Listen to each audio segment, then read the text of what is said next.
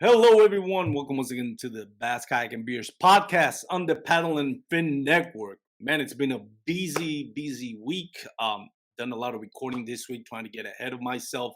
I know a couple of weeks ago I missed recording an episode, and I felt bad because I know a lot of you are expecting my episode every Tuesday or at least every week. So I'm making an effort to record ahead of time to make sure I don't miss any of that. I had a last minute trip.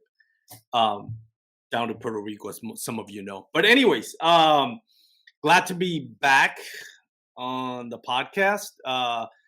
Had a great trip over the week with Charlie from Digital Wells. We went to a lake in North Texas that uh, I'm bound to secrecy. I can't tell you what that lake is, but it's a great lake in North Texas. And man, we had a wonderful day at the water. Not that many fish. I only ended up with like eight, lost about 5 bites. But caught like a 19 and a quarter and a 19 and three quarters, a 20 and three quarters, and a bunch of 16s and 17-inch bass. I was super excited to have that day underwater. Needed that. The last 3 times out in the water were not what I would have wanted. So it felt nice to have that confidence bait. It's actually one of the lakes that I like or love fishing the most.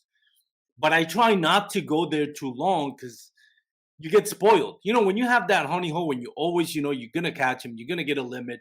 I don't want to go like I don't want to spoil myself. And I don't want to put myself in a box where I'm not learning just because I'm doing the same thing over and over and over.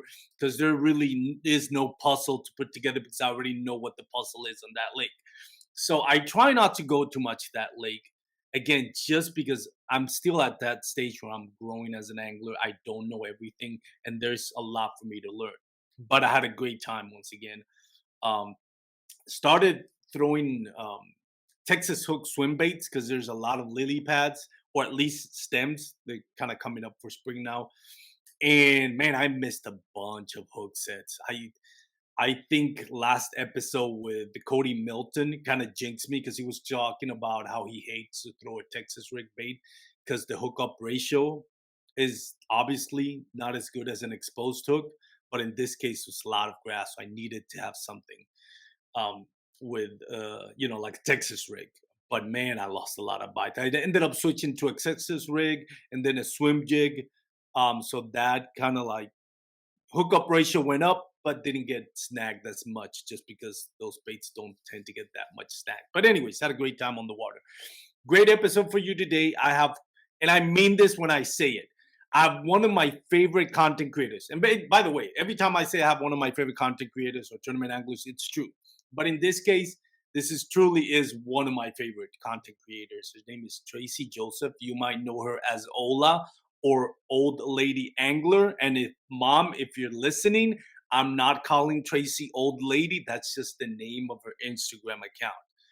My mom is big on not calling anyone old. So, anyways, if you haven't heard from Tracy Joseph or don't follow her on Instagram, again, Old Lady Angler, you need to follow her. Great fishing content. The one video the reel that she posted got me goosebumps, man. She had a video of her hooking into a big bass. It was just his head was coming out of the water, shaking his head, trying to get that lure out. And I swear to God, I thought it was her harpoon. I couldn't believe. I still get goosebumps watching into that video, man. And we're gonna be talking about her social media, how she got into kayak fishing, despite that, again, being more advanced in age than most people out there on the kayak fishing, and despite being a lady, which is usually this is a man-dominated sport with a few exceptions. How she got into this sport at her age, and how she got into the social media game, and what this kayak fishing meant to her. So it is going to be a great episode. Stay tuned. Before we go to commercials, as always, thank you to my sponsor. Go to douglasoutdoors.com. Check out their full lineup of LRS, X Matrix, and fly fishing rods. By the way, they have a new fly fishing rod lineup. It's a great rod and it's super inexpensive. So if you're going to fly fishing, you should definitely check out the website, douglasoutdoors.com. Quick commercial, and we'll bring Tracy right in. Tracy Joseph, how are you today? I'm doing good. How are you, Armando? Very good. Thank you so much for blessing the podcast. My pleasure. Thank you for having me. Tracy, let's jump right into it. We were talking on the pre-recording, and I mean, right when we're talking, I'm like, this is going to be a lot more interesting than I originally thought it was going to be. And I figured this is going to be an interesting episode. But you started kayak fishing because you just recently retired, but you have a really interesting job. So you're a trailblazer in more than one level. Tell us about your job, your previous job before you retired. Before I retired, I was an aircraft maintenance supervisor, and that career got started in 1983-ish when I joined the Air Force, and I was an aircraft mechanic in the Air Force. Did 4 years there, got out and went into commercial aviation. Spent about 14 years with Delta, and I would say my last 8 years, maybe 9 years, I was a supervisor in charge of about 40 mechanics and various cleaners and different types of people, but left Delta Airlines and worked for a company called NetJets, which is like your lifestyles of the rich and famous type aviation.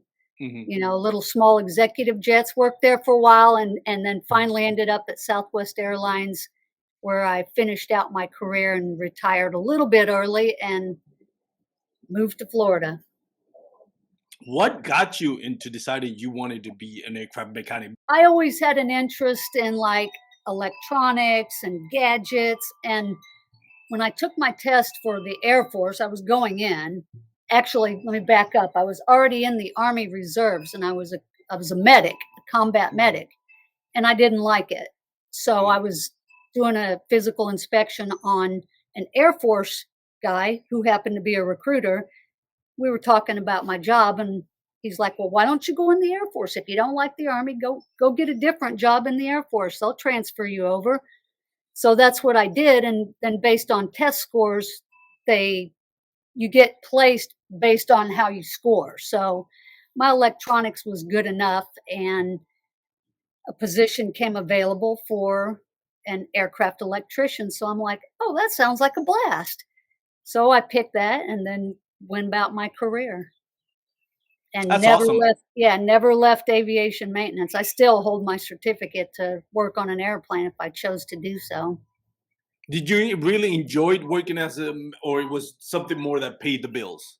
Oh no, it was an adventure. It was such an adventure. I mean, not only it's me, and then as a mechanic, everybody else is guys. I mean, there weren't any other female. Well, there was one other female mechanic, but and it's such an adventure because no 2 days are the same. I mean, you're working on a whole fleet of aircraft. You have different problems on different days on different aircraft. So it was always a learning experience, always an adventure, sometimes a headache. Yes, But I yeah, would it imagine. was enjoyable. That's awesome. That if you really enjoy what you're doing, then it doesn't really Yeah. become a job, more like a It went by lifestyle. so fast. I mean, 32 years gone. And I can't believe it. Looking back, it's like, oh my gosh, where did it go? That's interesting. I used to work in aircraft parts, an American Eagle in San Juan, Puerto Rico. Now, I wasn't a mechanic. Let me clarify that for those out there listening. And Tracy probably knows this, but for those out there listening, aircraft parts is basically I work in the warehouse, and the mechanics come up to me and ask me if we have this part in stock, and if we do, we deliver it to the mechanics. And we had one female mechanic. I remember the day she got hired, it was a big deal. The news came out and everything because it's the first female mechanic in Puerto Rico. Um, and again, it's not to imply that women can't do this job. Of course they can. And we're glad to see, that this has become like an equal opportunity job for everyone. And the trailblazers like yourself have kind of like kicked the door open um, for females to join this job, which they absolutely should. Um, and that's something that when you look back to it, do you feel like a trailblazer? Do you feel like you did something that you're Yeah, proud of in that aspect? I think so. And I mean, I've always had the personality where when I am into something, it's 150% and give it your all. So I think so. That's amazing. And also the airline industry is, I know when you work as a supervisor, that's a cutthroat job. One day you're there, especially when you work in management areas. If I'm assuming you were Yeah. supervisor mechanic management area. I mean, you can for you can be the best manager, best supervisor, and for logistic reasons, they might just, give you I a good went through percentage. that Yeah, actually. Yeah. I know. Working for the airline industry for 30 years, I know how that works, especially in Yeah. management. It can be very cutthroat when it comes to that. So you retired, and all of a sudden you picked up kayak fishing, and that was in what year did you pick up kayak fishing? That was 2016 and I kind of started in saltwater. I really Oh, didn't know nice. anything about bass. I mean, I came to Florida, I bought a little Walmart or Sam's Club $300 kayak, went over to the Mosquito Lagoon and started catching redfish and trout and snook. I got tired of the drive to do saltwater fishing, so I thought I'm going to get into these lakes that are everywhere around my house. And I started looking around. I saw all the alligators, kind of put me off for another year.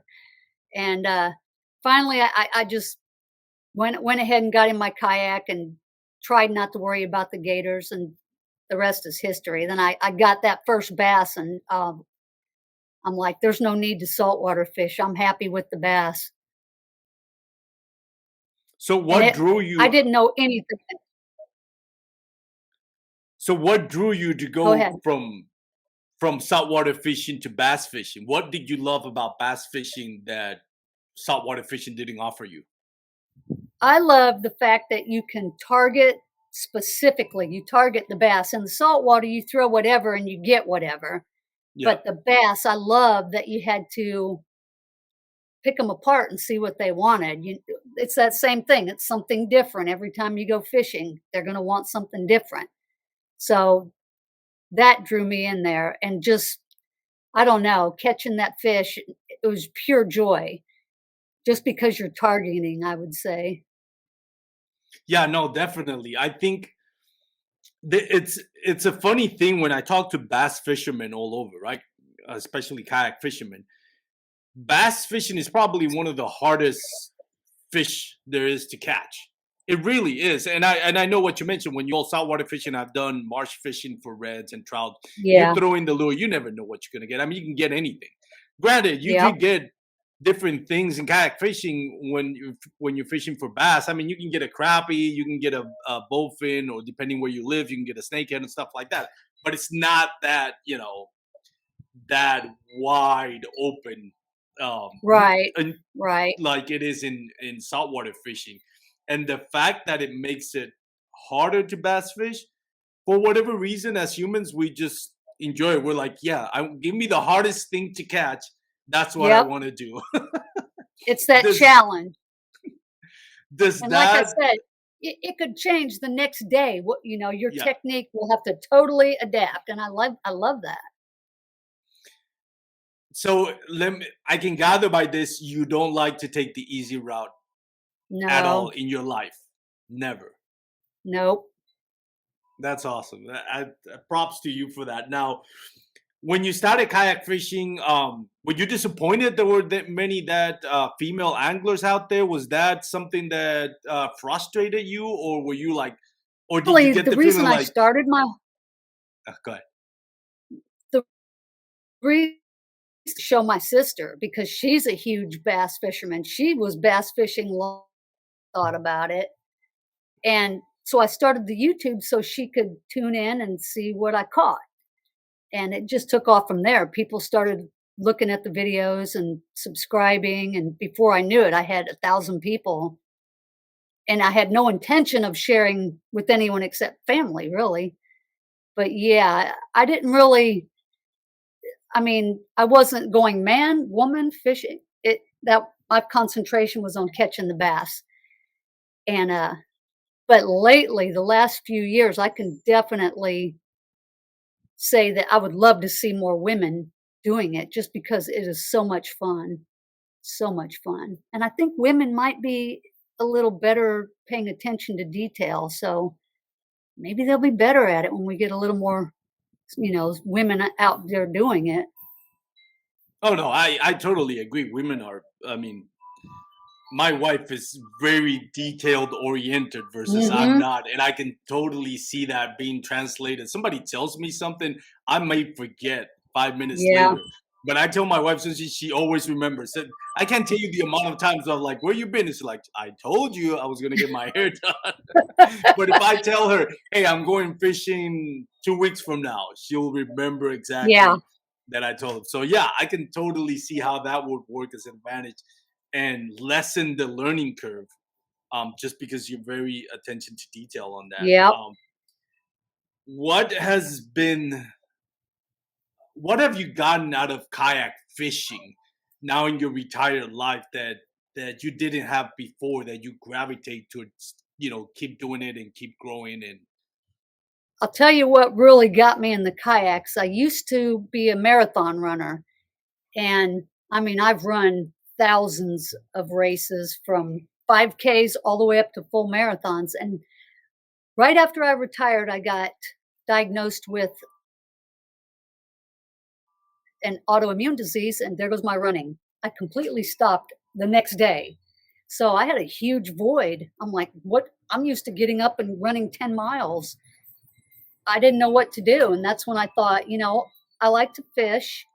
I've never kayak fished. It's exercise. It's also fun. So I thought I'd, jump in the kayak and check it out. And that really it replaced that missing part when I gave up the running. Yeah, that was a nightmare. I was so sad about the running. But you know what? I don't even think about that anymore. Now it's all bass, bass, bass, bass, bass. it is very addictive. What drives Tracy Joseph in general? I'm always trying to get better or faster or more efficient or more focused. I always have a goal. Even each cast I do, whether I'm just lollygagging, I pick a target and I go for it. It's always just to better myself. My dog's And barking over there. oh, no worry about it. That's not a problem at Yeah, all. everything is about practicing and being better.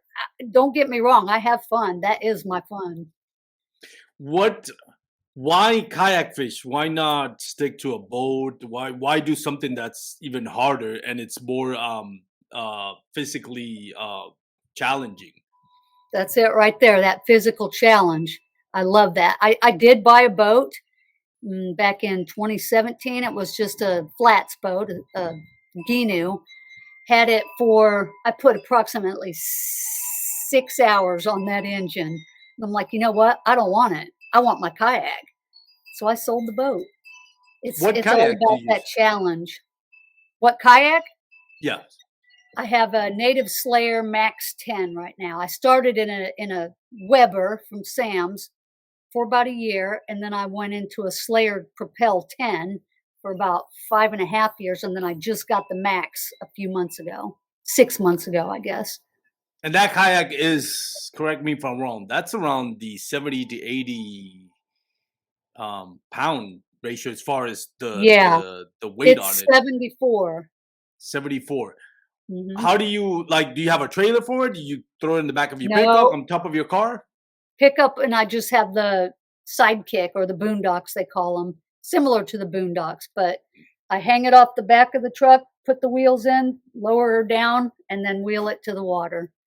Let me ask you this. It's not a question that I was thinking of asking, but I've listening to you and being inspired by what you're doing.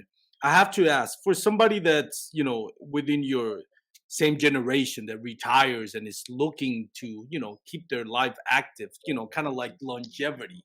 What Mhm. advice do you have to them in general? Doesn't necessarily have to be a kayak fishing, but Keep as far as keep that doing attitude. what you love.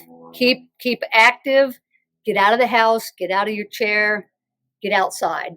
Any part of you that says, Tracy, you're too old to be doing this, or you should tone it down. Is there any part of you that feels that way, that you feel like Oh, I'm yeah. doing it? I mean, not that I need to tone it down or not anything, but just like I said, on those hot summer days when you're finishing up, and I try to be off the water by lunch now just because it's so hard to get. I mean, it's dangerously hot. So, yeah, on those days, I'm beat. And even if I was probably 20 years younger, I'd probably still be beat from the heat. But yeah, that's And the the one thing I've humidity. got to watch out for. Yeah.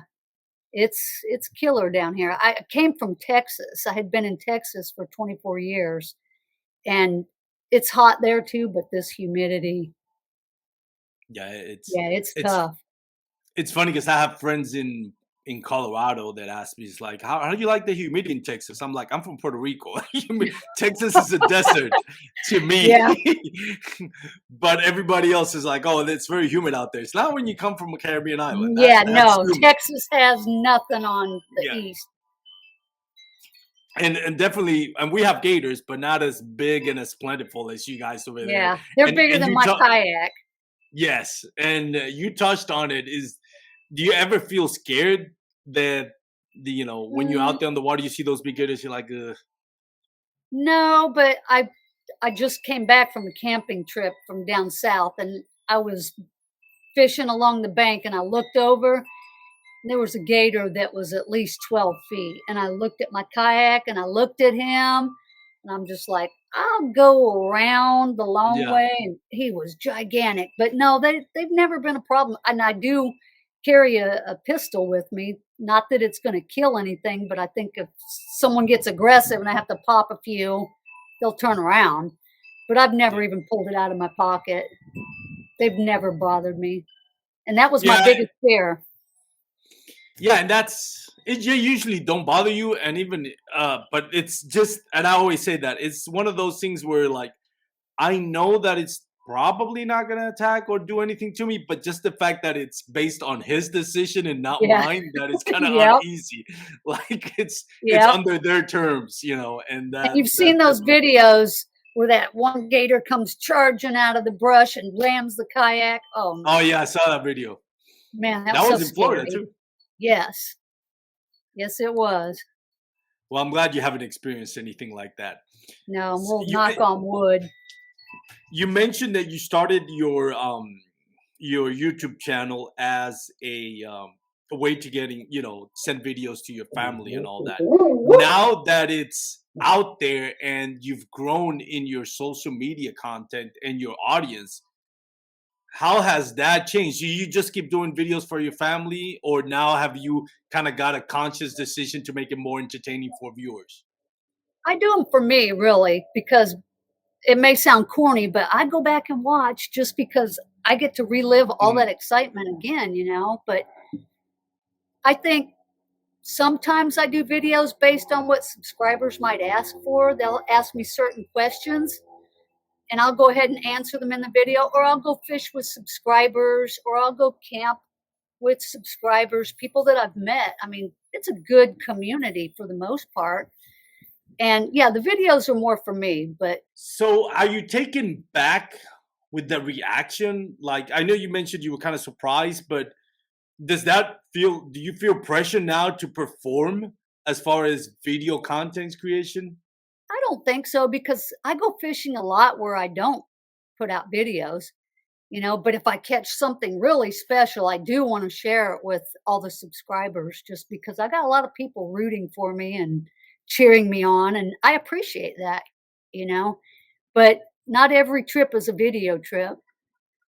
So What I really Go don't ahead, I'm have sorry. pressure from from the subscribers. What has been your favorite reaction of somebody coming up to you and, being recognized? What has been your favorite moment, I if still you have crack any up that you when remember? they want a selfie with me. It just cracks me up. But it is Do fun, you especially when it's little kids, little boys, in fact. I mean, it just seems weird to have a 7-year-old child, the dad saying, "Oh, he watches all your videos and he loves you." But it's really cool. It's fun. Do you have any inspiration when it comes to kayak fishing? Is there anybody that you look up to and you decide, I want to achieve something like that? Or Oh, I look up to a lot of ladies. I've joined the Women Fishing Federation. I don't know if you've heard of that, yes, but yes. Amanda Brannon and Mel Isaacs and Christine Fisher. I look up to all of them, all of those ladies. I mean, they're trailblazers too, in my opinion, and I can appreciate it, and I can learn a lot from them. I already have, and it's like a sisterhood, so it's good. Yes, we have one of our hosts and paddle and fin, Susie Roloff. I don't know if Yep, have you met yep. her. She's Yeah, I another think one. yes. Yep. So she's talked a lot about the Women's Fishing Federation, um, and its role that it's played in her life, in a lot of life, and we Yep. can see the effects of it. We see Christine Fisher, Catherine Fields, tearing it up in the tournament scene, and we seen how even if they're not participating in tournaments, but we'd see more now ladies on the water trying to enjoying this sport because it really is a sport for everybody. There's no Yeah. reason why it has to be a male dominated sport. And I've Right. said it all along, the more people get involved, regardless gender, religion, race, financial stability, the more people that get involved, the better it is. The more Yeah, sure. broad and wide community, the better it is for everyone. I've seen it grow just from when I first started the kayak fishing, just to get a boom for a camera. You couldn't find anything that was worth a darn, so I had to make my own. But now look, you have Yak Attack makes everything under the sun, and I just yeah, they're accommodating us now, and that's awesome. Yeah, and I think I've had that debate quite a few times um on chats and on comments and on the podcasts. The growth of the sport, whether you're really interested in tournament fishing or not, the fact that tournament fish is what's going to power innovations. The more the people get involved in tournament fishing, the more popular the sport is, It's the more money people get driven. involved. Yeah, it's money driven, and therefore it one hand watches the other kind of thing.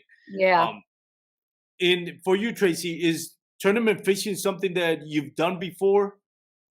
I do the challenges. I do the KBF challenge, and the Women's Fishing Federation has a challenge that they just started this year. So I do those two, and I do some of the one-offs on KBF. But I've done two trail series events, and I haven't caught a fish yet in the trail series.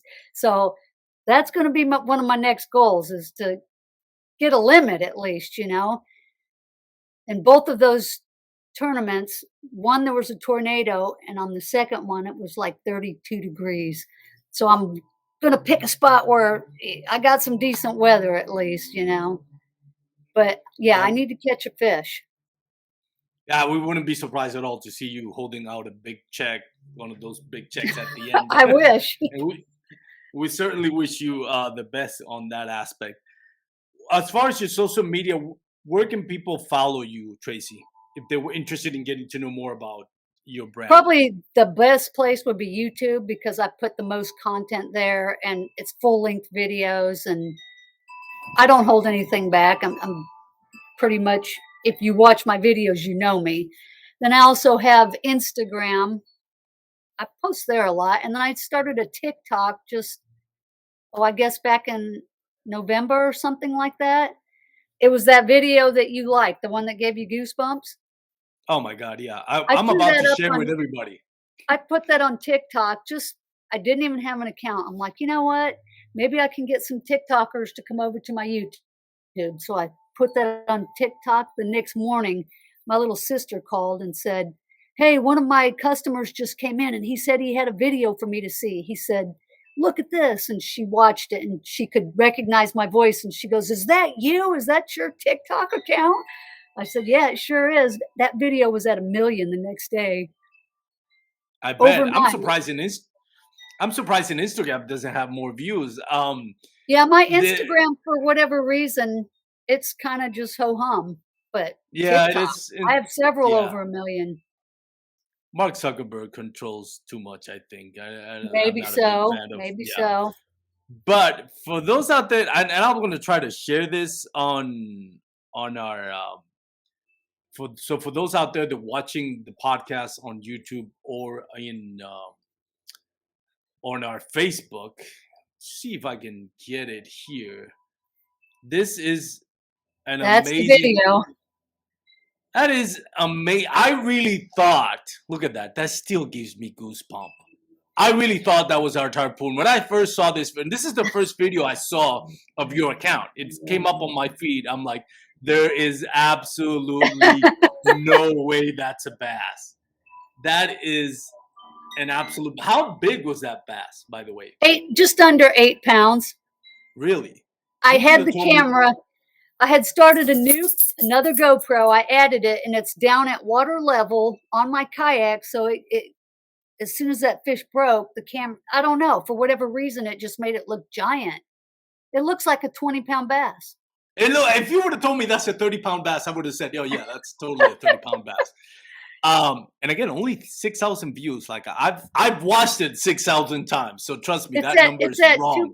2.5 million right now on TikTok. I it is I don't get tired of watching that video. I know. My favorite part, and one of the things that I love about bass fishing, is when you're bass fishing and you're looking at your line, and all of a sudden you see that line moving directions, and you know, even if you haven't felt the bite, that you have something on the other line. And that to me is it's I love that experience of Well, or on that that feeling. fish, it was a super spook. He hit it way, I mean, I bombed that thing and he hit it way out there and I was trying to keep it down, but he had so much line. I knew he was coming. I was putting that rod down and he just soared out of the water. I was doing everything I could to keep it down. He was hooked good or else he would have thrown it right there on that once. That was the second jump of the deal. It was an amazing fish, even though it was only 7.15 or whatever. It was quite exciting. It is, and again, an amazing video. I love it. And we mentioned that you have TikTok, you have YouTube, and you have Instagram. But what? And I know because I follow you. But for those out there listening, what's the name of your channel? Old Lady Angler on all three. Just you can put it all in one all together or spell it out. It pulls up either way. If you just Google that Old Lady Angler, it pulls up all the stuff. Does Was it hard for you to pick that name, or it just came naturally? Did you feel at I was all? preparing for my retirement, and I'm like, okay, so I'm retired now. I guess I'm old. So it just stuck. And then everybody shortened it to Ola, and that's people think that's my name, Ola. Yeah, when I actually, it's funny enough because when I tried to, before I contacted you, I asked Susie, I'm like, I'm sure she's got to be in the Women's Fishing Federation. So I asked Susie, I'm like, Susie, I know she's not, name is not Ola. So I'm going to reach out to her. And it's just like, no, it's Tracy. I'm like, okay, I know. But I don't, now I know that's your name. Because it's like, I don't want to reach out to say, hey, old lady. You know how much trouble. That's why I have to specify my intro. Your My mother mom was not listens to like the, that. nah, not at all. I would get a stern talking to if she ever heard me referring to you as old lady. That is, I mean, it is awesome to see what you're doing. Do you feel old, Tracy?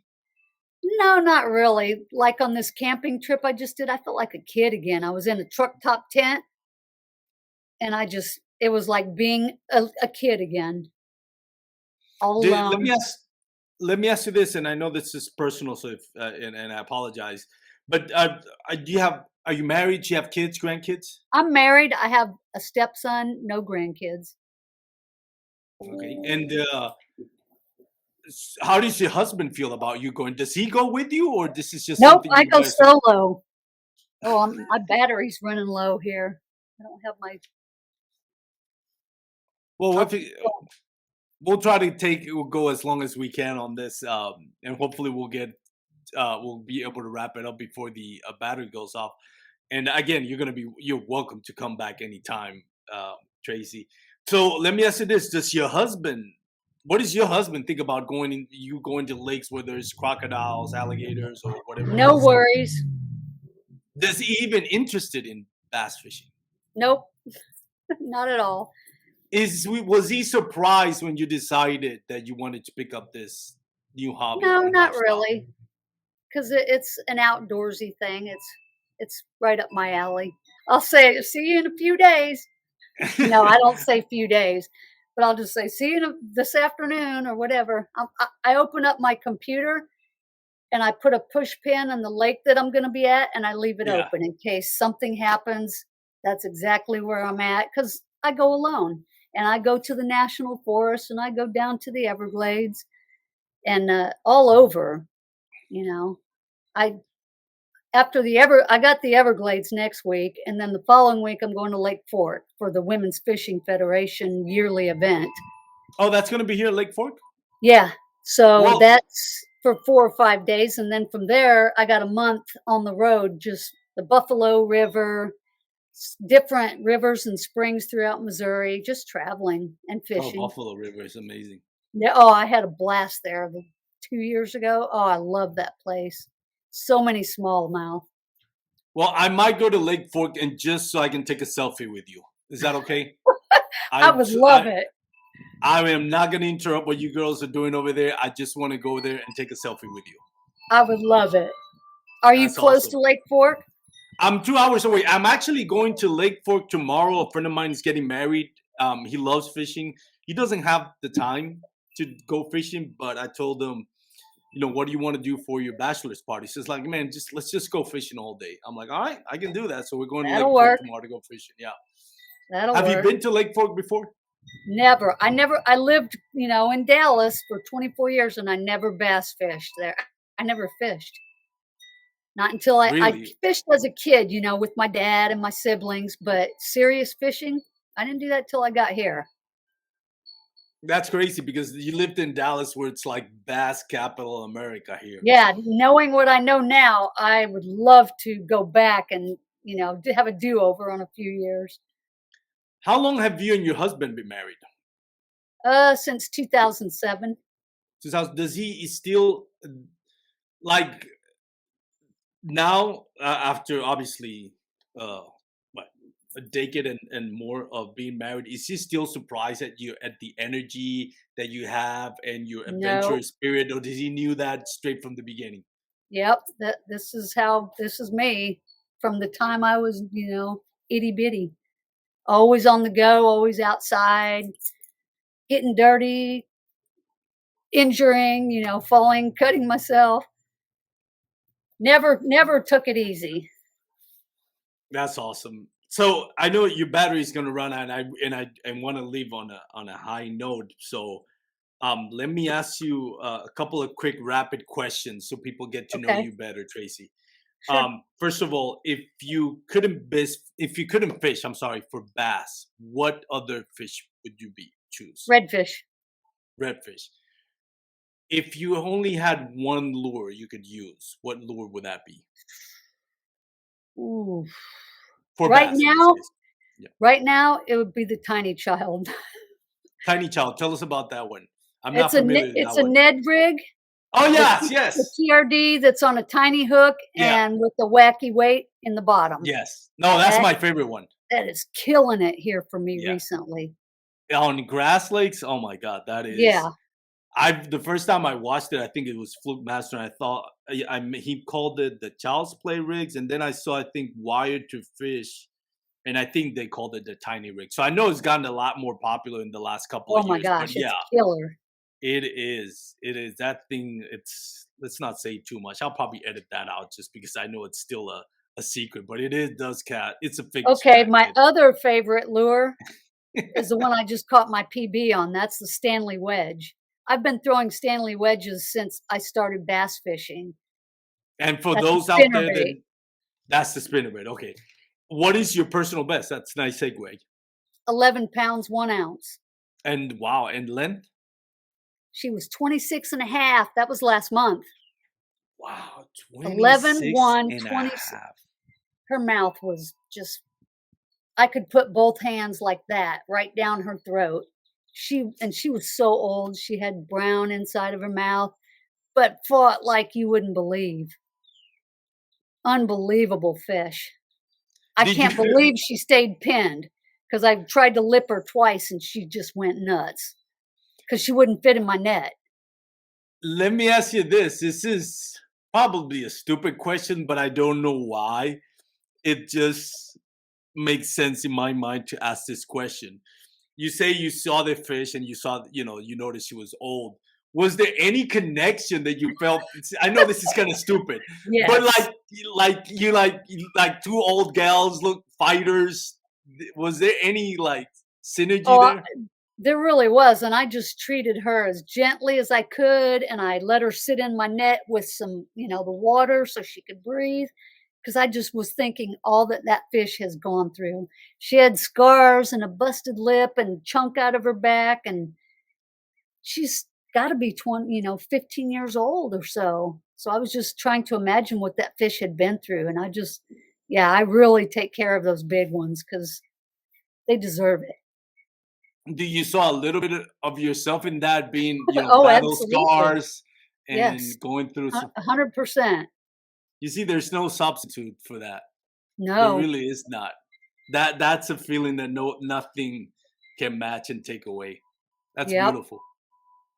I don't. I'm gonna end it with that question because I don't. I think That says that's it all. that says it all right there, about your love and passion, and kind of your personality and who Ola is and what fishing means to her. Tracy, thank you so much. I know you're running out of battery, and I hate to cut it short in some aspects, but you're always welcome to come to the show and talk more fishing. Before I let you go, what are you most looking forward to now in your next fishing adventure? What is the next challenge that you have for Like I yourself in said, sky fishing? doing a live trail event and catching my limit. I mean, like I said, I've only done the two live tournaments. It doesn't even have to be KBF. I'm just looking forward to a live tournament where I catch my limit. And that may sound corny, but I haven't done it, and I've tried. Do you know which one is your next tournament that you're going to be fishing? Nope, not at all. Because with my traveling schedule, I really have to plan far in advance. And right now, I'm focused on Lake Fork and the Buffalo River and that 30 days in the Midwest of fishing. And then I'll come back and start looking. Well, we look forward to your I hope you all come those out to great Lake videos. Fork. I'll be I looking for am. you. I will. I promise you I will. What day did Awesome. you like? Well, if you want, we can talk about it after the camera, Okay. after record. You don't have to say that in public. But people can follow you as Old Lady Angler. We mentioned Twitter, not Twitter. I'm sorry. TikTok, Instagram, and Facebook. I wanted to give you a couple of No minutes. I don't Facebook, know. No, I YouTube. mean not Facebook, YouTube. I apologize, YouTube. Um, I wanted to give you a few minutes. Is there any sponsorship, anybody that in particular that you want to thank for helping you with your kayak fishing Sure. experience? Native Watercraft. They picked me up on the pro team a couple years ago, and mainly it was because of my YouTube. And I had already been using their kayak for a few years, and I loved it. And when we connected, and that was like a natural fit. So I'm still on their pro team. And Stanley Jiggs, same type of deal. He saw my social media. He saw me throwing the Stanley wedge and catching big fish and reached out to me. And it's not really a sponsorship or anything. And we just have a relationship and we keep in touch. If I need anything, he helps me, in any way he can. So I appreciate both of those. Awesome. Well, Tracy, thank you so much. Stick around after we end the recording so we can get your details when you're coming up.